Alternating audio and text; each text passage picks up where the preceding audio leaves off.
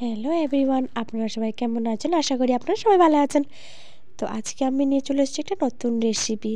তো বদলে আজকে আমি বানাবো একটা নতুন ধরনের রেসিপিটা। তো সবার প্রথমে আমি এখানে দেখতে পাচ্ছেন আলুটা নিয়ে নিয়েছি। তো আলু নেওয়ার পরে আমি এখানে সরষার তেলটা আমি এখানে সরষা তেল এড করেছি। তো এখানে সরষা তেল দেওয়ার পরে আলুটা আমি এভাবে কেটে রেখেছিলাম। আলুটাকে আমি এড করে দিয়ে একটু লবণ আর একটু হলুদ দিয়ে ভালো করে ভেজে নিব। তো এখানে ভাজার পরে এখানে আলুটা ভাজা হয়ে গেছে, এইভাবে দেখতে পাচ্ছেন লাল লাল করে ভেজে নিয়েছি। ভেজে নেওয়ার পরে আমি আলুটাকে এখানে তুলে রেখে নিব। তারপর আমি ওই কড়াতে আর একটু সরষের তেল দিয়ে এখানে ছকটা লাগিয়ে নিব। তো আমি সবার প্রথমে এখানে শুকনো লঙ্কা দুটো দিচ্ছি, তারপরে দুটো তেজপাতা দেব, তারপরে আমি এখানে 5 ফোড়ন অ্যাড করব। তো আমরা তো সবাই অ্যাকচুয়ালি জিরা দিয়ে বানিয়ে রেখেছি, এইভাবে একবার বানিয়ে দেখবেন আপনারা। তো আমি এখানে 5 ফোড়নটা অ্যাড করে দিয়েছি। তারপরে আমি এখানে আদা বাটা দিয়ে দিব।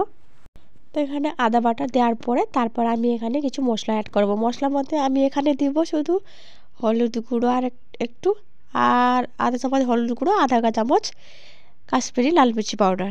তো এখানে দেওয়ার পরে আমি ভালো করে মশলাটাকে কষে নেব। তো মশলাটা যেমন পুড়ে না যায় তার জন্য আমি অল্প করে এখানে জল অ্যাড করব। জলটা অ্যাড করে তারপরে কিছুক্ষণ এরকম মশলাটাকে ভালো করে কষে নেওয়ার পরে তারপরে আমি এখানে কেটে রাখা বাঁধাকপি আমি এড করে দেব। তো বাঁধাকপিটা এরকম আমি ভালো করে মিক্স করে নিয়ে তারপরে আমি ঢাকা দিয়ে দেবো। এখানে কিছুক্ষণের মধ্যে ঢাকা দিয়ে রেখে দেবো।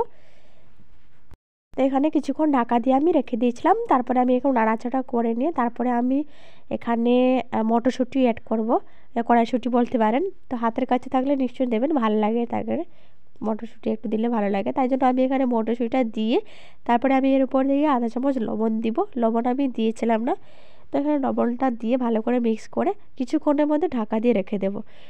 তো এমনি ভালো করে হালকা হালকা আছে আমি ভালো করে যত কষে বানাবো তত ভালো হয়। তাহলে দেখো এখানে হয়ে গেছে। ঢাকনাটা খুলে তারপরে আমি দেখলাম যে আলুটা এভাবে বাঁধাকপিটা আর মটরটা ভালো করে হয়ে গেছে। তো এখানে তারপরে আমি যে ভেজে রাখা আলুটা ছিল ওইটা আমি এড করে দিব। ভেজে রাখা আলুটা দিয়ে দিব। তারপরে আমি এখানে কিছু মশলা অ্যাড করব। আলুটা দেওয়ার পরে আমি ভালো করে এখানে নাড়াচাড়া করে নিয়ে কিছুক্ষণ ঢাকা দিয়ে এখানে রেখে দেবো। তারপর ঢাকনাটা খুলে এখানে দেখলাম ভালো করে হয়ে এসেছে। তো সবার লাস্টে আমি যেমন লাস্টের দিকেই দিব। তো এখানে একটা টমেটো আমি এবারে কুচি করে রেখেছিলাম, ওইটা আমি দিয়ে দেবো। কিছু কাঁচা লঙ্কা এরকম হাতের কাছে থাকলে নিশ্চয়ই দেবে। আমি কিছু কাঁচা লঙ্কা দিয়েছি, তার উপর থেকে একটু লবণ দিয়ে ব্যাস তারপরে নাড়াচাড়া করে কিছুক্ষণ আমাদের ঢাকা দিয়ে রেখে দিয়েছিলাম। তো আমি এরকম অল্প অল্প করে ঢাকা দিয়ে আস্তে আস্তে হালকা আঁচেই বানাচ্ছি। তারপরে এখানে ঢাকলা দিয়ে দিয়েছিলাম আজকাল এখানে।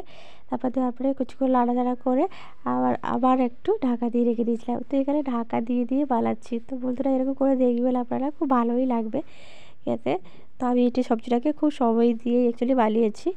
তো বাস এই যে ঢাকনা খুলে দেখলাম, এবার ঢাকনাটা খুলে দেখার পরে এখানে আমি পুরো সবজি হতেই চলে এসছে। তো লাস্টের দিকে এখানে অল্প করে চিলি দেব। তো এখানে চিলিটা একটু দেবো, একটু সামান্য পরিমাণে চিলি দিয়েছি।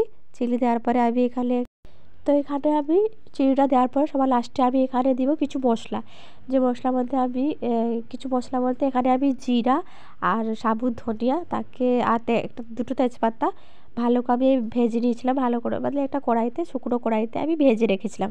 তো আমি ওই মশলাটাকে এড করি। তারপরে আমি এখানে একটা 1 চামচ মতন ঘি এড করব। তো ঘি এড করার পরে তারপরে আমাদের এখানে সবজিটা রেডি হয়ে গেছে। সবার লাস্টে শুধু এখানে ধনিয়া পাতা কুচি এড করে নাড়াচাড়া করে ব্যাস তারপরে আমাদের সবজি হয়ে রেডি। তো বন্ধুরা ভিডিওটা যদি ভালো লেগে থাকে তাহলে একটা কমেন্ট করো, আর এরকম নতুন ভিডিও পাওয়ার জন্য চ্যানেলটাকে সাবস্ক্রাইব করে দেবেন। থ্যাংক ইউ বন্ধুরা।